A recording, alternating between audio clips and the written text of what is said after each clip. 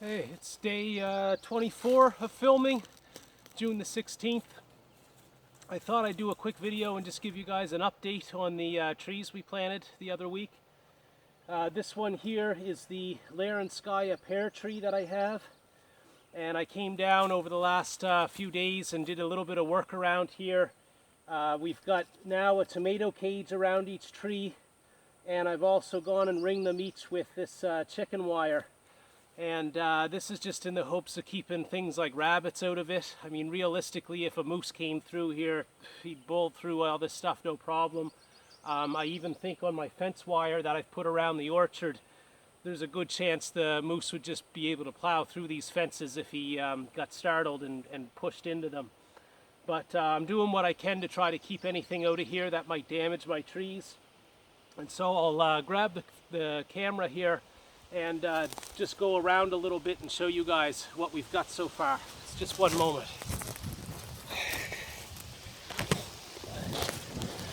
So here again you can see the chicken wire, and our Larenskaya pear tree seems to be doing really well. Now there again is an alder bush to help feed the pear tree. Just over here we have a nice patch of blueberries. Next to those, I have more of the alders. In behind this clump of alders, I have my Minnesota 447 apple tree. It's also doing well, so the transplanting went really well on those two this year. Here's the one from last year, the Loutz apple tree. Over here now is the Patton pear tree. This one unfortunately isn't doing as good. It looks like the top on it after transplanting shriveled up right there. And there is some new growth on it though coming out. Down here I can see some healthy leaves, but it's not in the greatest of shape. Hopefully that'll turn around this year and continue to grow for us. Just off of that, some more alder, and then back here we have our other Loutz apple tree that was planted last year. So all in all, 5 fruit trees over here. All the fruit trees seem to be doing really well. So I think I'll actually take you guys on a little walk today from my Loutz apple tree here. We'll go past the one over here. Here's the third apple tree, the Minnesota 447. And I'll take you guys for a little stroll down our trail to where we planted 4 nut trees last year that unfortunately aren't doing very well for us. So here's the trail that we have running through our field. There's the end of our fencing right over here. It comes to this corner. And I'll go fast so as not to bore everybody. Go, loco, go! And just down here we started planting nut trees last year. We planted 2 black walnut. Sadly, this is what remains of one of them right here. I was going to say today that it's dead, but I could see tiny little red buds, it looks like, in a couple spots on that. I don't hold out much hope for it though. And then in behind that, over here we have our Bartnut tree. Right there.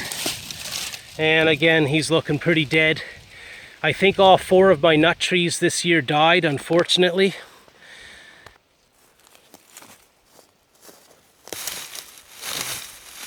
I just had to find a tree to prop my camera up there so I could talk again. Yeah, so the reason that the nut trees were planted over here a little ways away from the fruit trees is that the Bartnut and the black walnut, we planted 2 of each down here, and they're of a variety of nut tree that produce something I believe called juglin.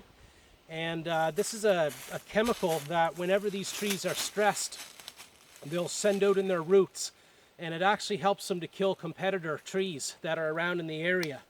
Now, I was told that they're not likely to kill the maple trees that surround them, which was good because there's still a lot of maple down in this area. And as you know, we're trying to keep the maple for our maple syrup production quite a ways down the road. But in terms of like the fir and spruce trees and some of those species that are around this area, they would likely kill those if they, put out this chemical, at least in a certain radius around them. And I also was concerned about anything else that I had in the orchard. So where I'm growing apple trees and pear trees, and I hope to do some other nut trees and stuff over there that don't contain this chemical, I didn't want these mixed in with them. So I came down here, down the trail, to give them some separation. And this is at the back of the tree line of our field, so I thought I would plant down here at the back of the tree line and then work out across the field in that direction. But I think given the failure that these nut trees have had this year, I don't think I'm going to go with these varieties again. I'm pretty sure I can do things like hazelnut that are better acclimated here to the climate. At least I've been told that there's been some studies and stuff done on them at universities here in New Brunswick on hazelnut, and that it grows fairly well in the province. And I'm sure I can find some other varieties that don't contain the juglin that some of these ones do. So it's disappointing because the barknut tree over here was supposed to grow to 250 feet, which would have been a spectacular tree to have down here. And black walnut happens to be a very valuable wood. If you can grow those to maturity, each tree can be worth thousands of dollars. But it doesn't look like these ones took, and I don't know if I want to go and repeat the experiment. So very likely I'm going to go with some different nut varieties from those. Anyway, that's it for today. Thanks, like and subscribe, and I'll get to another video out in the next few days. Thank you.